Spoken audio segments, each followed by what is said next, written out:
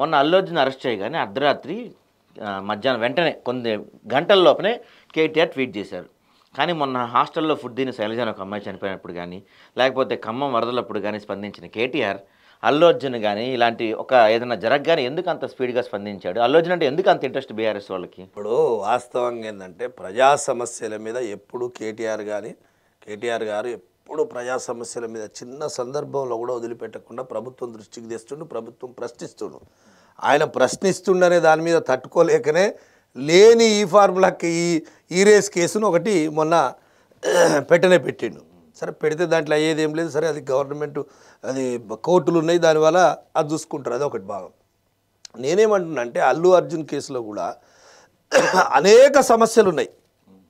నిజంగా ఇచ్చినటువంటి హామీలో పక్కన తర్వాత ప్రజలు ఇంత ఇబ్బంది పడుతుంటే హైడ్రా అని తెచ్చి అనేక భయభ్రాంతులకు గురి చేసి ఆర్థిక వ్యవస్థను చిన్నాభిన్నం చేసి ఛిద్రం చేసిండు.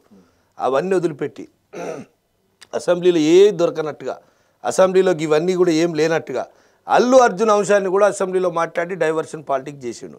నేను అనుకుంటున్నా ఏంటంటే 2,000 కోట్ల రూపాయల కలెక్షన్ వచ్చినాయి, మరి మా కలెక్షన్ ఏంది అనే దాని మీదనే ఉంది తప్ప ఇంకా వేరేది ఏం లేదని నేను అనుకుంటున్నా.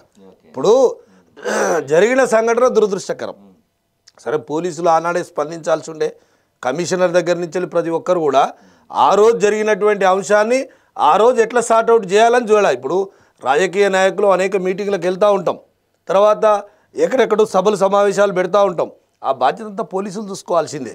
అది అల్లు అర్జున్ జరిగింది తప్ప ఒప్ప అని చెప్పి అనేది అప్రస్తుతం అయితే, ఆ జరిగినటువంటి అంశంలో అక్కడ ఆమె చనిపోవడం చాలా దుర్మార్గమైన, అంటే చాలా బాధాకరమైన విషయం.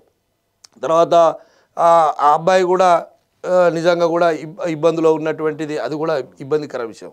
ఆయనకు సరే డబ్బులు వాళ్ళు ఇవ్వాలి, ప్రభుత్వం నుంచే ఆదుకోవాలి, లేకుంటే ప్రభుత్వం లేదనుకుంటే అల్లు అర్జున్ నుంచెలే నువ్వు ఇన్ని ఇయ్యి అని చెప్పి వాళ్ళకు ట్రస్ట్ చేసి ఇవ్వాలని చెప్పి ఒక ప్రయత్నం చేయాలి, తప్పలేదు. నేను ఆ విషయంలో ఎవరం కూడా అంటలేం, అది మాననీయ కోణంలో మనం అందరం ఆలోచన చేయాల్సిందే. కానీ ఇక్కడ జరిగింది ఏంది, అదో పెద్ద అంశం అన్నట్టు, అసలు ఇప్పుడు అది లేకుంటే అసెంబ్లీలో జరగదన్నట్టు, అసెంబ్లీలో మాట్లాడితే ఏమైనా అర్థం ఉందానండి? అసెంబ్లీలో అల్లు అర్జున్ కేసు గురించి ఓ 10-15 అసెంబ్లీ సమయం అంతా వృధా చేసి ఎవరు జరగరాంది జరిగినట్టుగా, నిజంగా కూడా అది జరిగింది దురదృష్టకరం, మనం కూడా బాధపడతా ఉన్నాం. కానీ దాన్ని ఎందుకు తీసుకుంటున్నారంటే ప్రజలందరూ కూడా అర్థమవుతూ ఉంది, ఏ అంశం వచ్చినా దాని మీద చర్చించాలి, లేకుంటే వాళ్ళను భయభ్రాంతులకు గురి చేయాలి, లేకుంటే వాళ్ళను బ్లాక్మెయిల్ చేయాలి. ఇవన్నీ రేవంత్ రెడ్డి గారికి మొదటి నుంచి తెలిసినటువంటి విద్య. మరి దాంట్లో ఇవాళ 2,000 కలెక్షన్ వచ్చినాయి, మా సంగతి ఏంది, మాకేం ఇస్తలేరు పోతలేరనా, లేకుంటే దేనికోసం అది మాట్లాడినట్టు లేదు. వాళ్ళ గురువు అయినటువంటి చంద్రబాబు నాయుడుకి వ్యతిరేకంగా ప్రచారం చేసిండనా. ఇప్పుడు జరుగుతున్న అంశాలను చూస్తే చాలా బాధ అనిపిస్తూ ఉంది.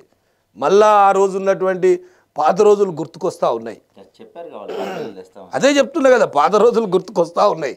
ఎందుకంటే ఆనాడు చంద్రబాబు నాయుడు చేసినటువంటి మన సంస్కృతి మీద, తెలంగాణ విధానాల మీద ఏ విధంగానైతే దెబ్బ కొట్టినరో, మళ్ళా దానికే ముందుకు పోతూ ఉన్నారు. ఇవాళ కూడా తెలంగాణలో ఉన్నటువంటి అనేక సంస్కృతులను మార్చాలనే, ఒక విధి విధానాలను మార్చాలనే ప్రయత్నం ఇవాళ రేవంత్ రెడ్డి గారు చేస్తూ ఉన్నారు. అయితే నేను అనుకుంటున్నా ఏంటంటే చంద్రబాబు గారి గొప్పతనం కోసమో, చంద్రబాబు గారి మెప్పు కోసమో, చంద్రబాబు గారికి ఇచ్చిన మాట ప్రకారమో, మరి అది ఎక్కడ ఏమవుతుందో తెలియదు. కానీ మళ్ళీ పాత రోజులను గుర్తుంచే ప్రయత్నం అయితే ఇవాళ రేవంత్ రెడ్డి గారు చేస్తున్నట్టుగా మనకు అవుపడతా ఉంది.